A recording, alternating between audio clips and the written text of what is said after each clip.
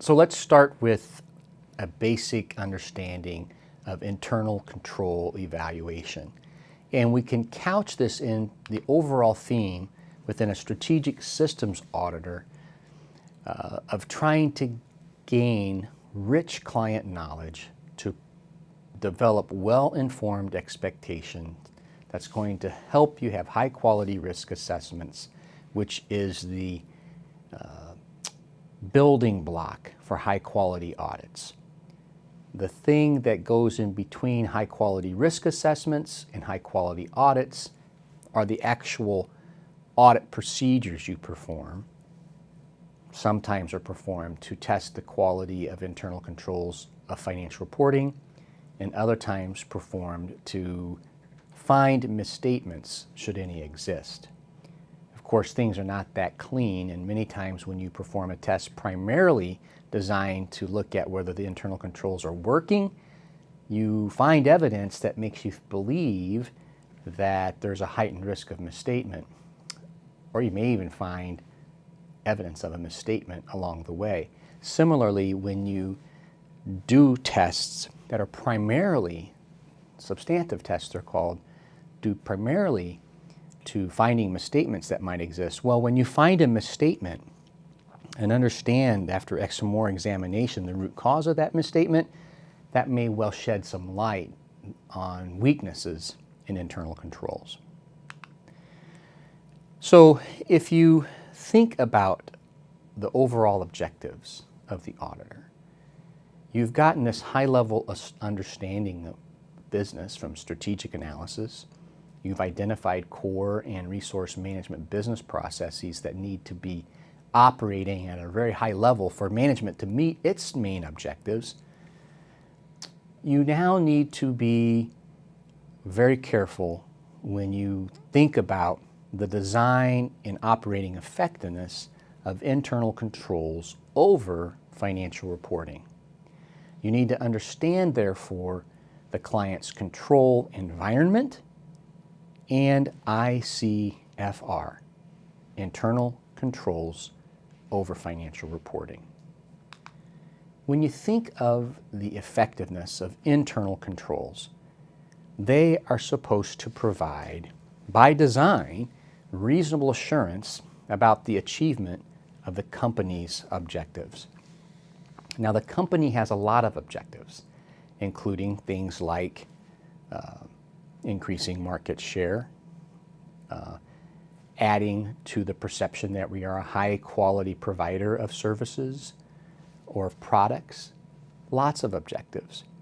The two that we care the most directly about as an external auditor who is forming an opinion not only on the fairness with which the financial statements are stated, but also on the operating effectiveness of internal controls. The two we really care about here are the reliability of financial reporting, and which include the safeguarding of assets.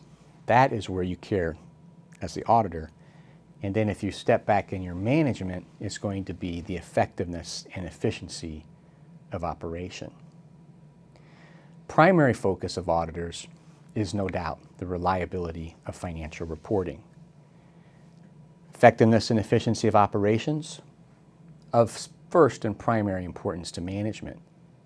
But to the extent that management is ineffective or inefficient, that could have financial misreporting implications. Another reason you have strong internal controls over financial reporting and over business processes is to make sure as an organization that you're complying with applicable laws and regulations. Do auditors care whether their clients are complying with applicable laws and regulations? Well, the answer is yes and no. No, it's not the primary job of an external auditor of financial statements to check whether their client is complying with all applicable laws and regulations. But there's a couple of things to state here.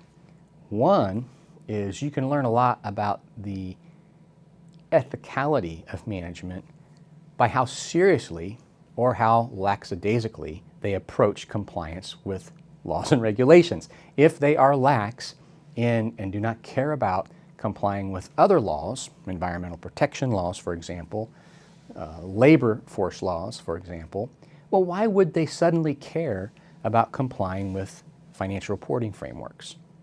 So you have to be careful when you say auditors are not terribly interested in management's compliance with applicable laws and regulations, even though we don't have a financial statement that talks about that directly. You also care about compliance with applicable laws and regulations because when they do not comply and they're found to be a lack of compliance, they can often have penalties and lawsuits that are significant and material even to the financial statements that do need to be represented in the financial statements, or else the financial statements would not be complete. It could be materially incomplete. Safeguarding of assets is another goal of having strong internal controls, and this is also a focus of auditors. I would say that it's right up there almost with reliable financial reporting, but not quite. So we label it here on this slide the secondary focus of external auditors.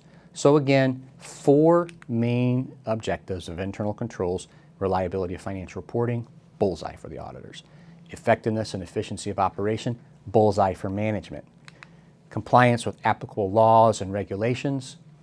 This is something management should care a lot about. The auditors not care about it directly usually, but it's diagnostic of their attitude towards financial reporting, and when you're not in compliance, it could result in a contingent liability. Safeguarding of assets, that's of concern to both management and the auditor.